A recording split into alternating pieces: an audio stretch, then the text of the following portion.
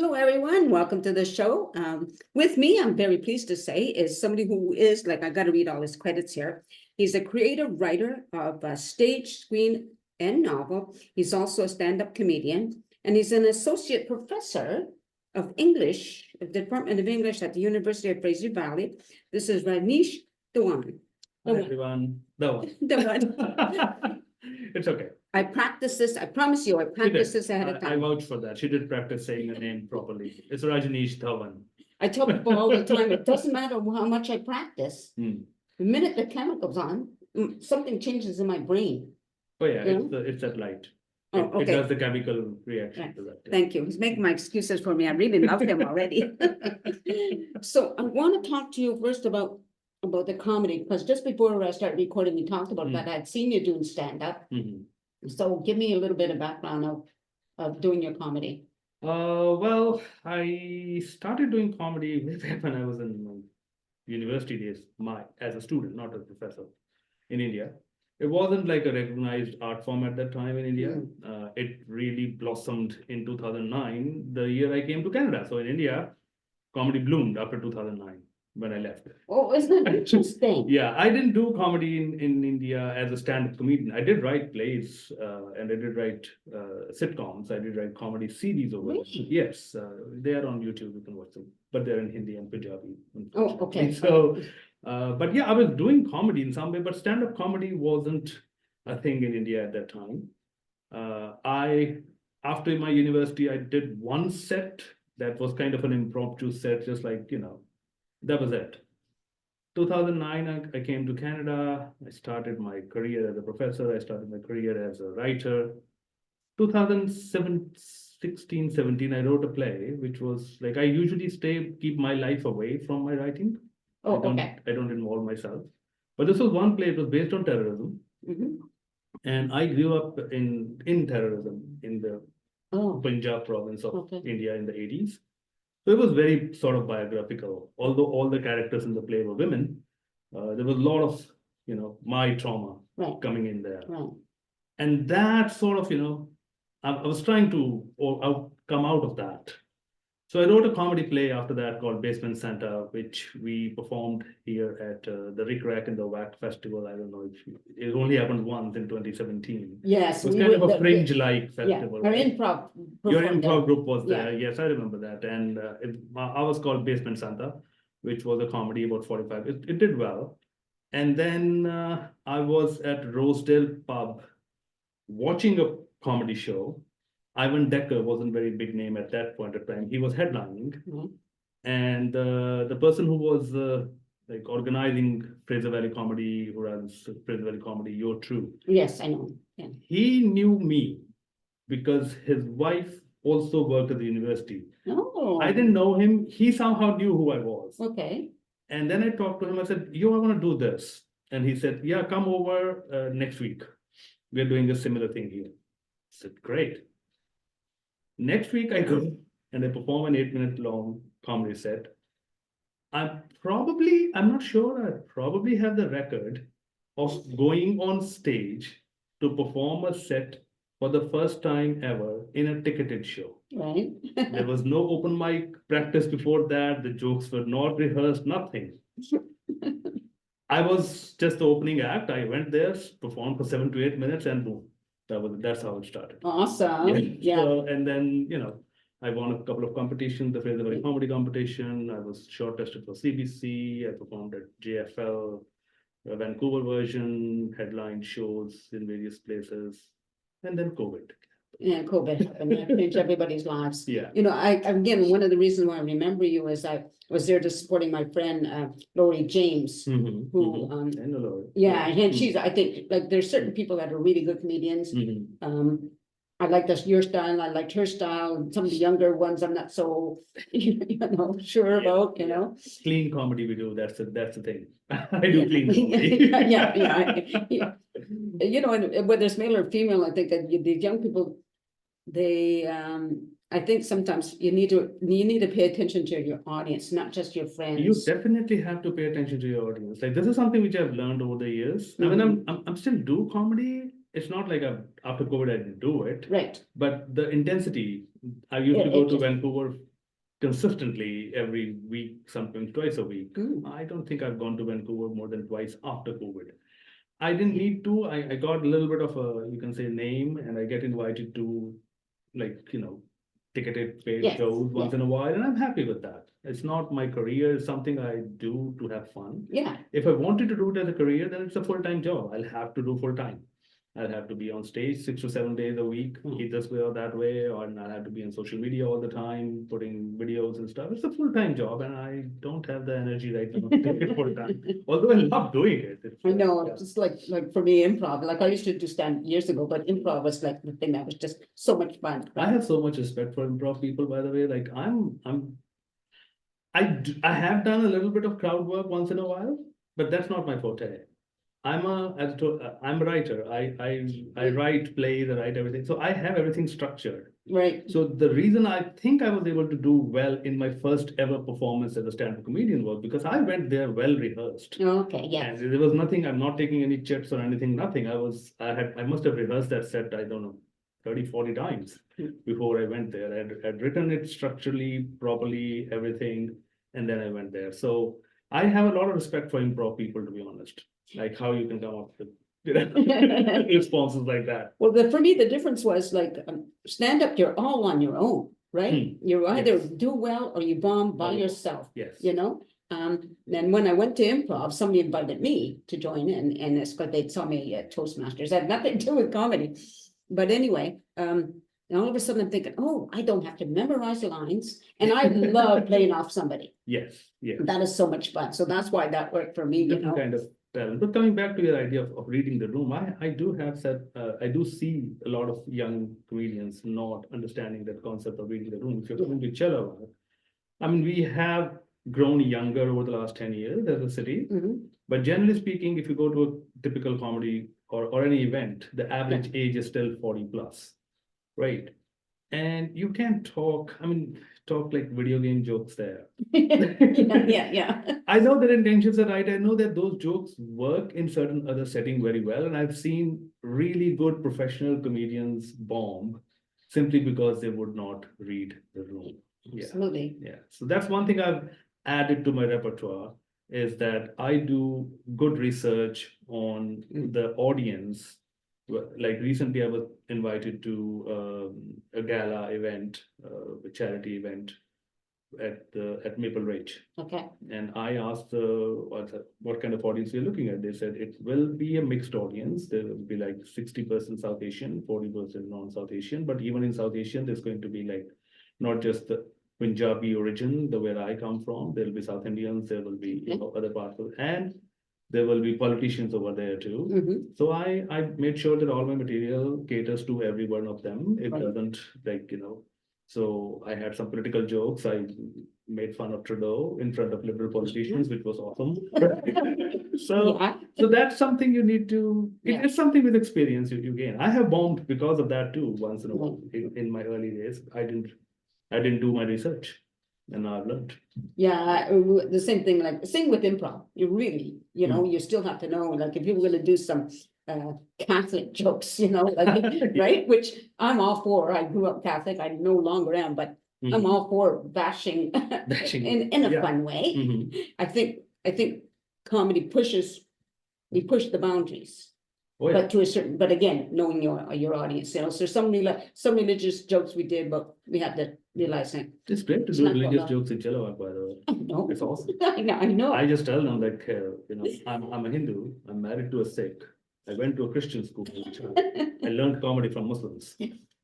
Right. Perfect. So I can roast anybody. I have the license. Perfect. That's cool. Anyway, changing the topic because I want to know more about how you end up being as an associate. It's associate professor of English. Okay, all right. At the university, how did that come about? Okay, so I was a professor in India as well. In 2000, I started teaching in 1997 in India, Department of English in a college there. And I was working there, and in 2002, a friend of mine started an immigration consultancy. So But the city I came from, although it's from the province of or state of Punjab, from where most of the people from India come, but my area until 2009 did not contribute a lot to migration. Very few people know that. I come from the city of Amritsar, which is, you can call it the Vatican of the Sikh faith. Okay. Like it's the highest seat of Sikhs is in that city. And migration was not that big a thing in our city until very recently. Right. Just go across the river from where my wife comes in, everybody would talk about nothing but migration or immigration. Okay. We didn't. Right. Okay, it was a totally different culture. Yeah. So in 2002, his friend, he was a master in business administration. He started this business. He got a franchise for some immigration consultancy. He wasn't getting any clients, and he literally recruited me. Another his brother-in-law, who was also a professor of biology in my college, another friend who was a chartered accountant, and someone. So he found 4 high professionals, and he said, "I'm going to do everything for you. I'm going to fill the forms and everything, and then I'll use you as my poster boys. Oh. And you will get your visa very soon, because Canada had at that point had really restricted, like jacked up the points at that time. So very few people were actually getting approved at that time. So he said, you will get approved in 6 months. Your choice. You want to go, you go." He said, "Fine. What's the big deal?" It all happened like over drinks and stuff. It's like, let me use you guys as my poster boys. So fine. So he did all the paperwork and everything. We just gave him some money for like the fees that were like not money for his consultancy services, but the fees that the High Commission demanded, right? Okay. Anyway, so the application was sent. We got like a receipt thing from them that we got your application and don't bother us. So we didn't bother them. We didn't care. Right. None of us. We were all settled in our lives pretty well. And 6 months pass by, nothing happens. A year passes by, nothing happens. 2 years have passed by, nothing happens. After that, we forgot about it. Right. 6 years after that, in 2008, I get a letter from the Canadian High Commission in October of 2008 that your visa process has been processed and we want you to go do a medical. So, okay, this is new. Yeah. By that time, I had reached the associate professor position over there as well. So, okay, fine. What's the big deal? We just went to a doctor, he did some medical stuff, and then he cleared us. Right. And in February, we got the stamp or the approval that, okay, you are a permanent resident. You want to come here. If you land here, then you'll become a permanent resident. We had 1 year. We had no intentions of coming even then. Right. It was February. In May and June, I had my summer break. In India, we used to have summer break in May and June. I told my wife, we'd been to States before that, just as a tourist and stuff. Let's go see Canada too. So we packed our bags and came to Canada. On the first day of my vacation, I flew with a very clear intention that if I get something good in Canada, I'll stay, otherwise I'm coming back. Okay. Well, we landed here in Vancouver. Some friend has arranged for a basement suite for us. And okay, fine, we stayed. And within 15 or 20 days, I got a job in a radio station in Edmonton. Oh, wow. I had no idea about Canada at that time. Right. The only thing I knew was that Ottawa is the capital. That's it. Nothing more than that. And Toronto is a big city. Didn't even know where Vancouver existed. So I went to Edmonton on 10th of June. So landed on 5th of May, 10th of June, I was in Edmonton. And I started doing the radio thing. Right. And I liked it. Okay. But I was still applying to universities around. Sure. And I knew I could extend my leave or vacation over there by another couple of months. So I was okay until the end of August or something. Oh. And towards the end of July or beginning August, I got a call from University of Fraser Valley. And there was a small telephonic interview and they said, we have one course for you to teach if you want to come here. I had no idea where Abbotsford was. Honestly, I had no idea. My goodness. A week later, and we're discussing this in Maha, a week later, Grand McEwan University in Edmonton, they offer me 2 courses to teach. More money per course. Because Alberta was rich then, right? So now we are again in a conundrum. Yeah. Yeah. Nobody was promising us anything after December because the sessional position. Oh, right. So what will happen after December is still, and then me and my wife were talking, and then I was like, this is minus 30. It will become minus 30. Not yet. We have only seen summer, but people say it get minus 30, 40. I don't think I want to live in a minus 30, 40. Don't blame you, my gosh. So I took a decision which I don't think many immigrants would do. I could have kept my radio job. So effectively from September to December, I would be in Alberta, I would be making $5,200 a month. I left that for a $1,200 a month job. Wow. To come to Abbotsford. Right. Because my gut feeling said that I should go to Abbotsford. Okay. The reason being that the courses that were offered to me by Grant McKeown in Edmonton were the basic academic writing courses. Here, they offered me to teach modern drama. And drama was my forte. And I was like, if I'm teaching my first ever course in Canada, I should go where my strength lies. Money will come later. Wow. And that's how I reached here. I started as a sessional 2011. I was hired as a regular. 2013, I became the assistant professor.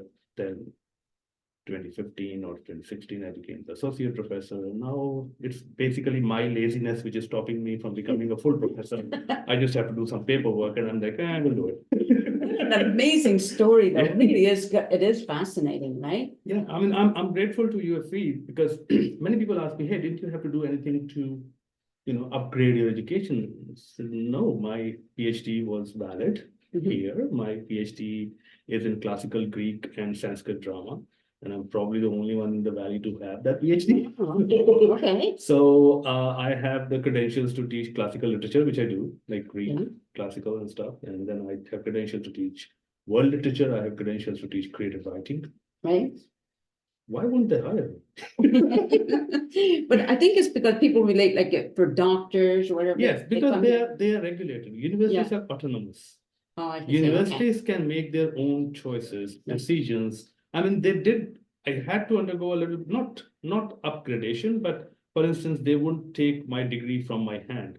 So I had to arrange with my university there to send it to them directly. So there were those little hiccups. But when they interviewed me, they talked to me, I had taught there for a couple, they saw the student evaluations and everything just was just fine. So yeah, sure. I love it. It's so great. I love it. Yeah. Wow. If I had wanted to be a teacher or something, I probably might have to do a teacher education program here. If I was a doctor, I probably would have to go through all that thing. But fortunately, I was a professor of English. See, English work. Yay. This is why I love talking to people. People's stories are so fascinating. This is one of the really the best ones I've heard in a long, long time. Yeah.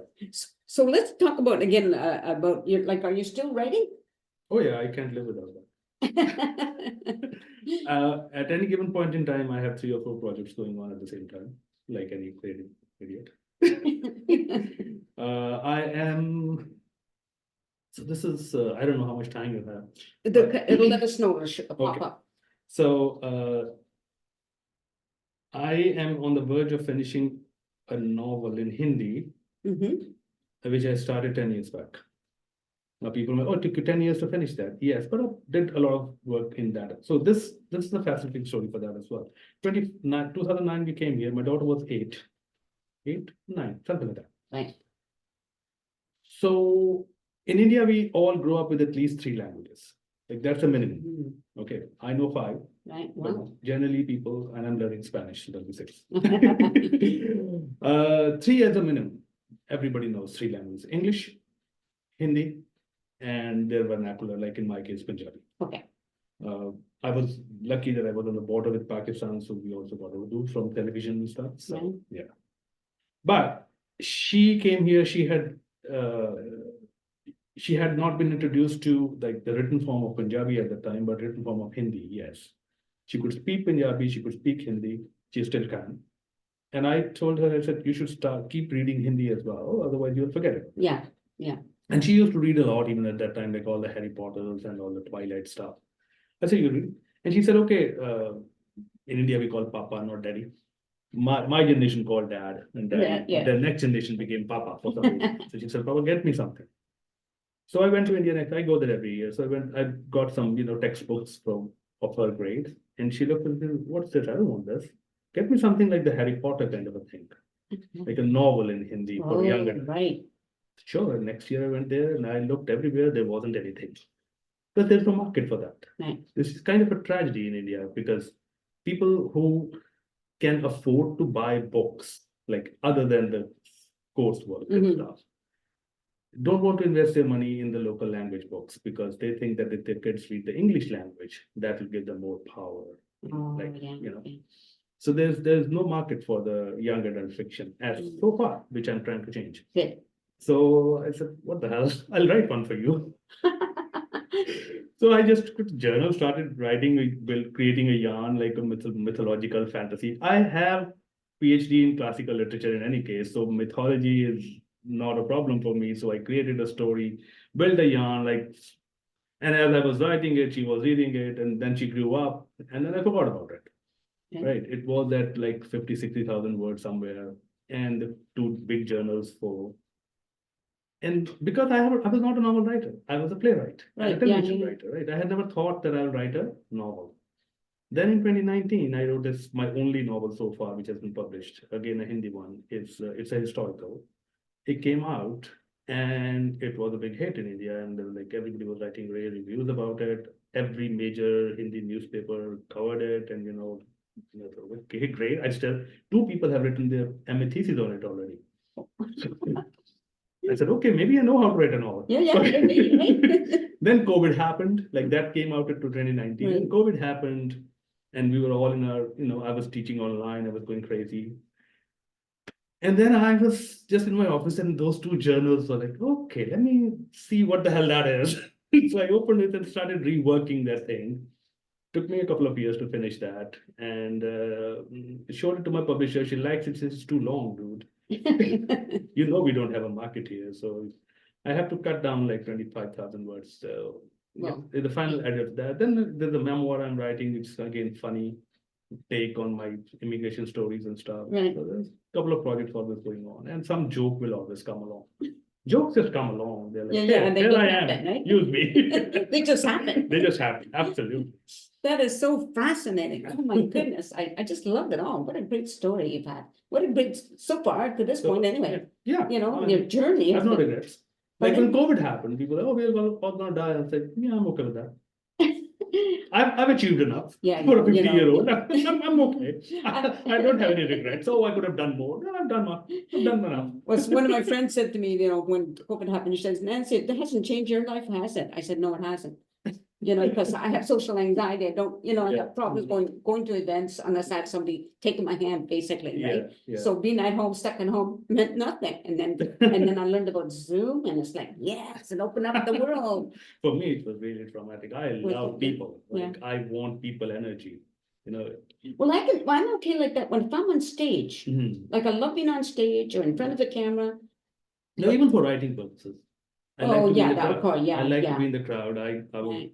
especially in the beginning stage of a project. Okay. And I also handwrite at the beginning. I don't type right away. Yeah. So my first like few thousand words will always be handwritten, and they will be written in a crowded place.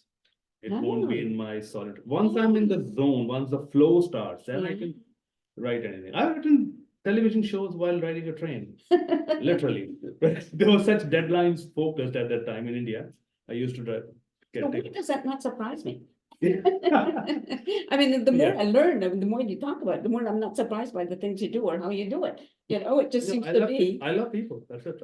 Well, I like Give me people. no. I mean, like random people Yeah, energy I know around what me. you're Like saying. I'm not very happy just being alone in my office. I do work when I'm like grading papers, something. Even I grade papers in coffee shops too, quite a bit. But yeah.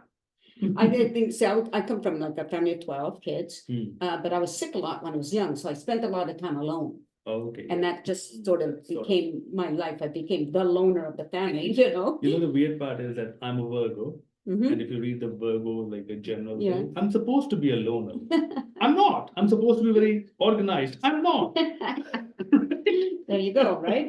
I'm a bull. I'm a Taurus and I am what I am, a bull. But anyway, I think we've just about covered everything. It's just been so fascinating, by the way. So I really appreciate you coming here. Thank you. And Thank you for speak with inviting me. me. Yeah. Oh, yeah, it's been fun. It's It really has it's been really fun. Yeah. I hope you enjoyed it too, you I know? love it. I love talking to people, as I said. Yeah. And I remembered you from having seen you at the improv. Oh, okay.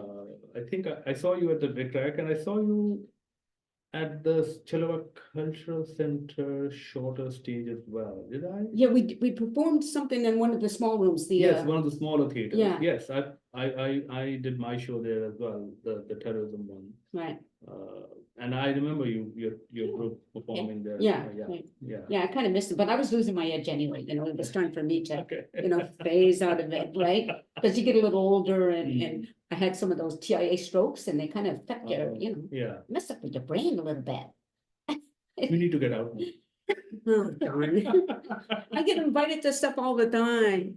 I keep telling myself, I'm okay, I can go, and then I get there and I'm all tight and anyway, so Okay. whatever. Sorry, people, I'm just sort of going on. So anyways, I just wanted to thank you for watching. Thank my guests for being here. Thank For you. being here. It's been such fun. I hope you enjoyed it as much as I did.